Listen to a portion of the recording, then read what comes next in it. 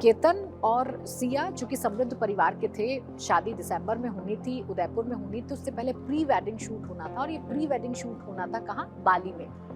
बाली के लिए इनको निकलना था, जून के फर्स्ट वीक में निकलना था और सिया के मन में प्लान चल रहा था, चेतन के मन में प्लान चल रहा था कि उससे पहले मारना है।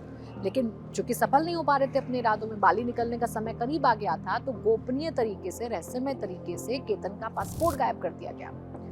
उस वक्त किसी ने नहीं सोचा था कि पासपोर्ट सिया ने गायब किया होगा, लेकिन अब पुलिस जब जांच कर रही है तो इस बात की भी आशंका जताई जा रही है कि सिया ने ही पासपोर्ट गायब किया ताकि बाली ना जा सके, प्री वेडिंग शूट टल सके और अपने इरादों को अंजाम सिया दे सके। अब रिश्तों का कत्ल होना, ये रिश्तों के कत्ल क्यों हो रहे हैं, क्यों जो लड़कियां हैं इससे कदम उठा रही हैं, क्यों लड़कों की जान ले रही हैं, ये एक अलग बहस है और इस पर लगातार सोशल मीडिया पर बहस हो रही है। एक पक्ष है जो सिया की बात कर रहा है, एक पक्ष है जो केतन की बात कर रहा है, लेकिन इन सबके बीच केतन का कसूर क्या था? केतन तो विश्वास कर रहा था। क्या सिया केतन के साथ घूम रही थी, फिर रही थी? क्या सिया केतन को नहीं बता सकती थी कि मैं शादी नहीं करना चाहती? क्या केतन को बताना भी इतना मुश्किल था?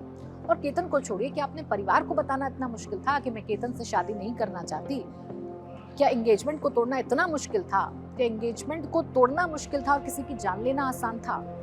कि समाज किस तरफ जा रहा है, पेरेंटिंग किस तरफ जा रही है, इस पर चर्चा होना जरूरी है, इस पर बहस होना जरूरी है, जिस पर अब लगातार चर्चाएं हो रही हैं। अब एक एक करके आपको केसेस बताती हूँ कि कितने जगहों पर रिश्तों का कत्ल हुआ है।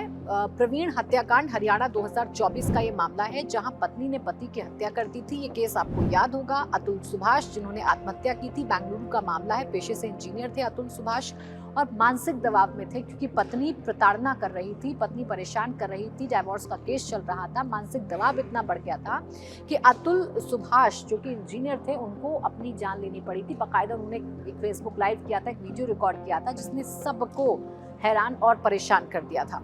ऐसा ही एक मामला सामने आया था मेरठ का, जहां ब्लू ड्रम में सौरभ राजपूत की हत्या कर दी गई थी। ये भी प्रेमी के साथ मिलकर हत्या की गई थी। प्रेमी के साथ मिलकर अपने पति की हत्या करती है और फिर उसे ब्लू ड्रम में डाल देती है, नीले ड्रम में डाल देती है ताकि किसी को पता ना चले। हालांकि इस जुर्म से भी पर्दा हट गया और ये भी अभी जेल के सलाखों के पीछे हैं। और एक और केस जो आपको याद होगा, वो राजा रघुवंशी और सोनम रघुवंशी का है।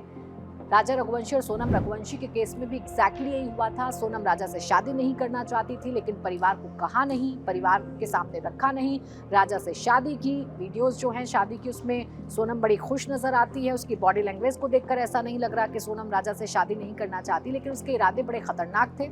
सोनम हनीमून के बहाने से मेघालय लेकर जाती है राजा को और फिर खाई में धक्का दे देती है। उस वक्त प्रेमी भी साथ था। इस वारदात को अंजाम देती है और फिर फरार हो जाती है। हादसे की शक्ल देने की कोशिश की गई, लेकिन जब खुलासा हुआ तो पूरा परिवार और पूरा देश सख्ते में आ गया। अब सोचना आपको ये है कि रिश्तों का कत्ल क्यों हो रहा है, भरोसे का कत्ल क्यों हो रहा है। सोचना आपको ये है कि जब हम मॉडर्न लाइफ की तरफ आगे बढ़ रहे हैं, जब हम बेटियों को आज़ादी देने की बात कर रहे हैं, तो क्या ये भरोसा लड़कियों में नहीं जग पा रहा है कि वो अपने परिवार को ये कहेंगी कि मुझे शादी नहीं करनी है, अपने पसंद से शादी करनी है, तो परिवार क्या नहीं मानेगा? और क्या वाकई में ये कहना इतना मुश्किल है कि मुझे एंगेजमेंट तोड़नी है? क्या ये वाकई में किसी की जान लेने से ज्यादा मुश्किल है? उस पर सोचना होगा, बहस भी करनी होगी और इसका सोल्यूशन भी ढूंढना होगा। इसी के साथ डिजिटल दंगल में बस इतना ही।